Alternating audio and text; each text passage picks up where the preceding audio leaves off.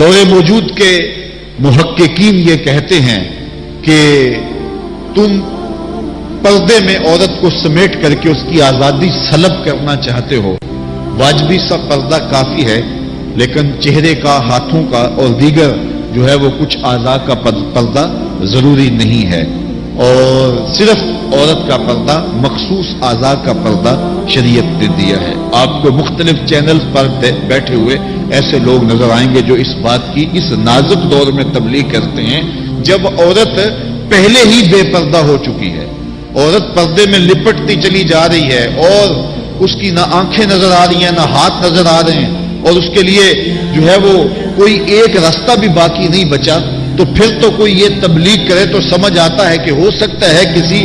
جو ہے وہ تحقیق کے تحت یہ بات کر رہا ہو۔ جب عورت اپنے لباس سے بھی باہر ہوتی چلی جا رہی ہے تو اس وقت یہ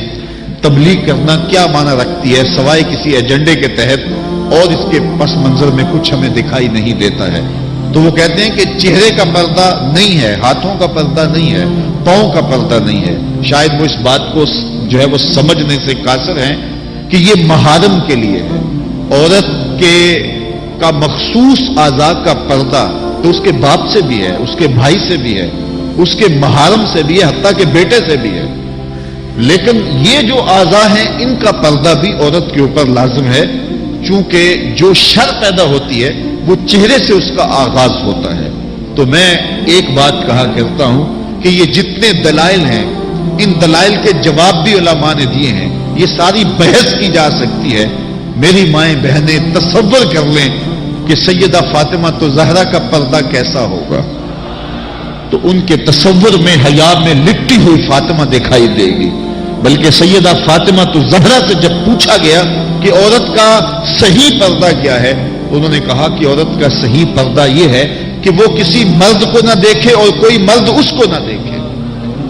حضرت عبداللہ ابن مکتوم رضی اللہ تعالی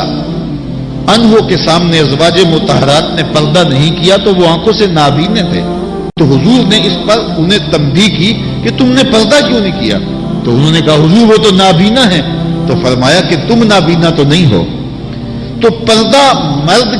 مرد سے بھی ہے، جہاں فتنے کا امکان بھی ہو، شریعت نے وہ راستہ ہی مسدود کر دیا ہے تاکہ کل کوئی فتنہ کھڑا نہ ہو جائے۔ تو میں سادی سی بات یہ کرتا ہوں کہ پردے کے حوالے سے دلائل کی دنیا بھی ایک بہت بڑی دنیا ہے، لیکن میری مائیں اور بہنیں یہ تصور کریں کہ سیدہ فاطمہ تو زہرا کا پردہ کیا ہوگا، تو یہ تصور کرنے سے ہی طبیعت میں حیا پیدا ہونا شروع ہو جائے گا، اور سیدہ کا پردہ اور ان کی عصمت اور ان کی آبرو کا انداز سمجھ میں آ جائے گا۔ حضرت اسماء بنت امیس رضی اللہ تعالیٰ عنہ فرماتی ہیں کہ میں سیدہ فاطمہ تو زہرا کے پاس بیٹھا کرتی تھی، اور انہیں سب سے زیادہ فکر اس بات کی تھی کہ زندگی میں تو عورت اپنے پردے کی حفاظت کر لیتی ہے، لیکن مرنے کے بعد جب پٹڑے پہ چارپائی پہ اسے ڈالا جاتا ہے تو اس کا جسم جو ہے وہ جنبش کرتا ہے اور وہ مختار نہیں ہوتی ہے، تو اعضاء دکھائی بھی دیتے ہیں، اعضاء کی حیت بھی سمجھ میں آتی ہے،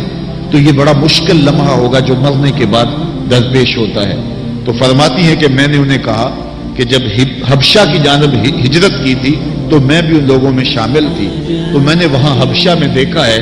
کہ چارپائی کے چاروں پایوں کے ساتھ شاخ باندھ دیتے ہیں اور پھر ان کو درمیان میں جوڑ دیتے ہیں اور اس کے اوپر کپڑا ڈال دیتے ہیں اور یہ ایک ڈولی بن جاتی ہے۔ تو کہتی ہیں جب میں یہ بات بتائی تو سیدہ بہت زیادہ خوش ہوئی، کہا یہ تو ایک بہت اچھا طریقہ سمجھ میں آ گیا جس سے مرنے کے بعد بھی عورت کے پردے کی اور اس کے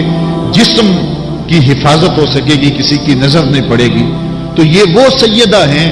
کہ جنہوں نے اپنے پردے کی حفاظت یوں کی کہ غیر مرد نے انہیں نہیں دیکھا، اور پھر مرنے کے بعد بھی ان کے لیے وہ ڈولی تیار کر لی گئی، رات کی تنہائیوں میں ان کا جنازہ پڑا گیا، اور یہ وہ پاک دامن خاتون ہے جن کا آنچل مہر و ماں نے بھی نہیں دیکھا ہے۔ اور جب قیامت کا دن ہوگا تو حضرت سیدہ فاطمہ تو زہرا 70,000 خواتین کے جلو میں نکلے گی، تو آواز آئے گی یا اہل الجمع غدوا ابصارکم لأن فاطمہ بنت محمد حتی تمر،